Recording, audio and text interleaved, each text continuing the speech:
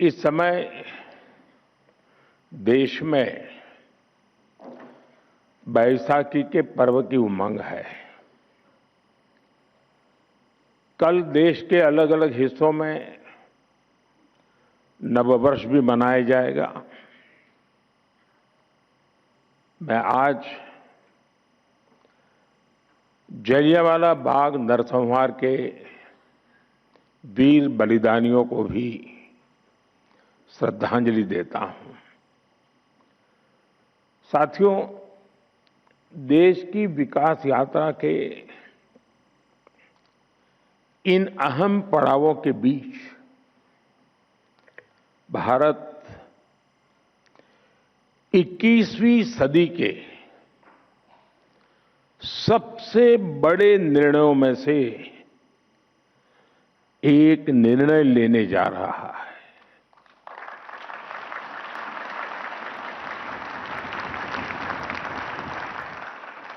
मैं बहुत जिम्मेवारी के साथ कह रहा हूं कि 21वीं सदी के महत्वपूर्ण निर्णयों में से एक महत्वपूर्ण निर्णय यह है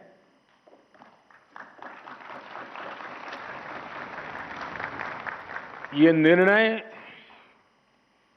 नारी शक्ति को समर्पित है।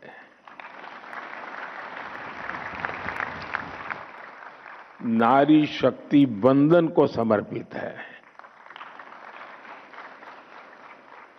हमारे देश की संसद एक नया इतिहास रचने के करीब है। एक ऐसा नया इतिहास जो अतीत की संकल्पनाओं को साकार करेगा, जो भविष्य के संकल्पों को पूरा करेगा।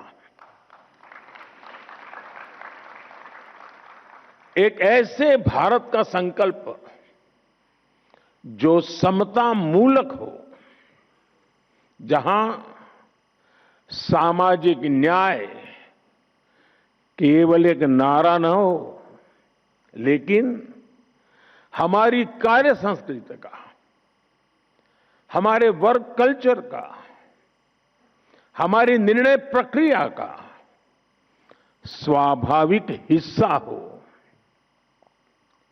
साथियों, राज्यों की विधानसभाओं से लेकर देश की संसद तक दशकों की प्रतीक्षा के अंत का समय 16, 17, 18 है।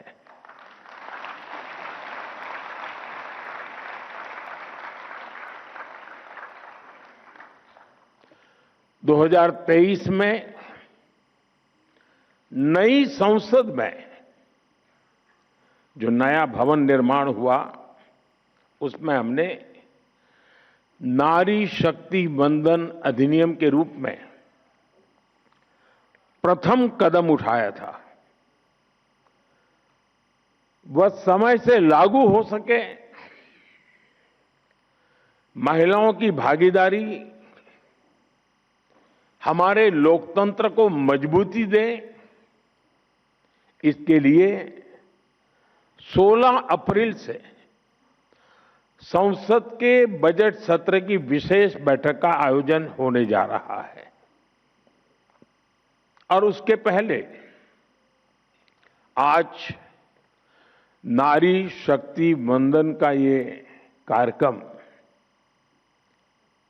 मैं इसके लिए इस कार्यक्रम के जरिए हमें देश की कोटि कोटि माता बहनों का आशीर्वाद मिल रहा है। और मैं इस कार्यक्रम में आपको कोई उपदेश देने नहीं आया हूं, न ही मैं आपको जगाने आया हूं। मैं आज आया हूं आप सबके, देश की कोटि कोटि माताओं बहनों के आशीर्वाद लेने के लिए।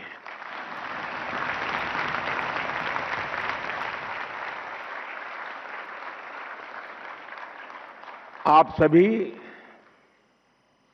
देश के कोने कोने से आई हैं। मैं आपकी इस उपस्थिति के लिए, इस महत्वपूर्ण काम के लिए आपने जो समय निकाला है, इसके लिए आपका हृदय से अभिनंदन करता हूं। साथ ही भारत की सभी महिलाओं को एक नए युग के आगमन की बधाई भी देता हूं। साथियों, लोकतांत्रिक संरचना में महिलाओं को आरक्षण देने की जरूरत दशकों से हर कोई महसूस कर रहा था, चर्चा भी होती थी। इस विमर्श को करीब करीब 4 दशक बीत गए, 40 साल बीत गए। इसमें सभी पार्टियों के और कितनी ही पीढ़ियों के प्रयास शामिल है। हर दल ने इस विचार को अपने अपने ढंग से आगे बढ़ाया है। 2023 में जब नारी शक्ति वंदन अधिनियम आया था, तब भी सभी दलों ने सर्वसम्मति से इसे पास कराया था।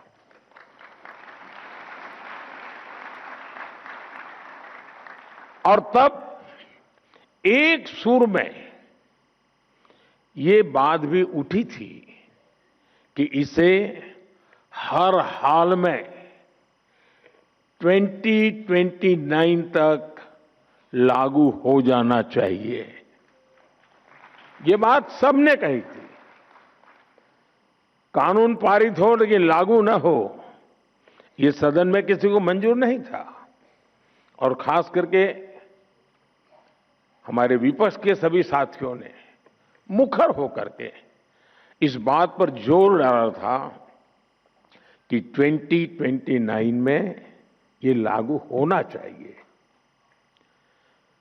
2029 की समय सीमा को ध्यान में रखते हुए सरकार ने, क्योंकि विपक्ष ने जो बात रखी थी हमारे लिए वो बात भी गंभीर होती है, और इसलिए हम लगातार विचार विमर्श करते रहे, मंथन करते रहे,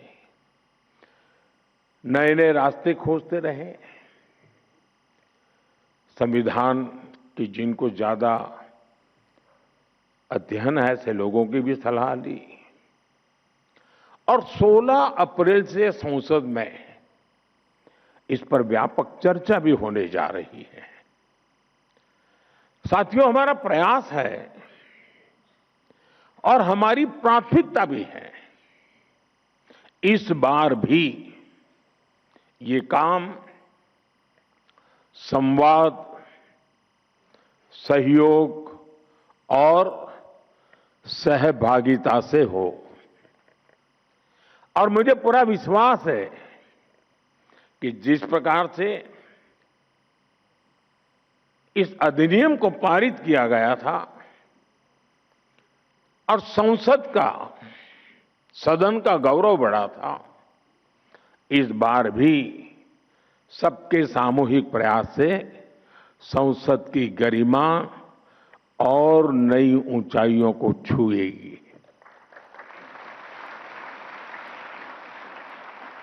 देश की हर नारी को भी अच्छा लगेगा कि हर दल ने राजनीति से ऊपर उठकर उनके हित में ये महत्वपूर्ण निर्णय लिया है, काम किया है।